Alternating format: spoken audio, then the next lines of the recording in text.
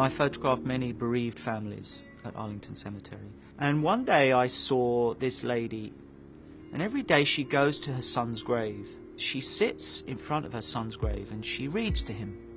Very cautiously approached her and I said, "Would you allow me to take a picture?" She was very gracious, very polite. She agreed, nodded her head. She took the book that she was reading and placed it at the base of the headstone and got behind the stone and cuddled it as if she's embracing her son.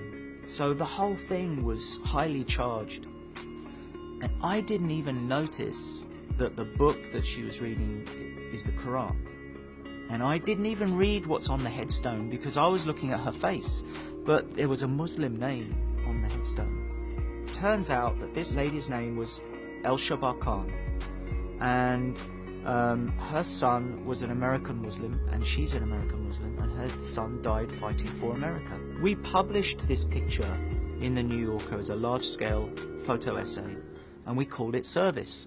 About a week later, I think it was 16 days before Election Day, General Colin Powell went on the news, and he made what became a historic announcement. And he said, "I'll be voting for Senator Barack Obama. I have heard senior members of my own party drop this suggestion. He's a Muslim and he might be associated with terrorists.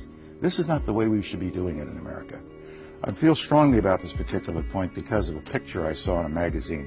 It was a photo essay about troops who were serving in Iraq and Afghanistan. And one picture at the tail end of this photo essay was of a mother in Arlington Cemetery.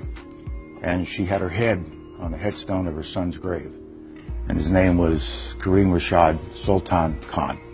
And he was an American.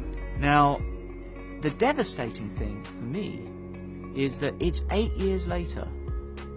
I'm publishing these pictures in a book. Unfortunately, it's very relevant because we have allowed ourselves, as we enter into the last stages of the next election campaign for president, we have allowed ourselves as a society to become divided again.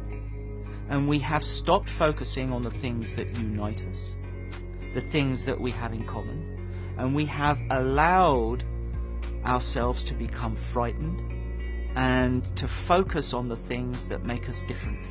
That's very dangerous to America because we are so different as people and yet we are so united as a community.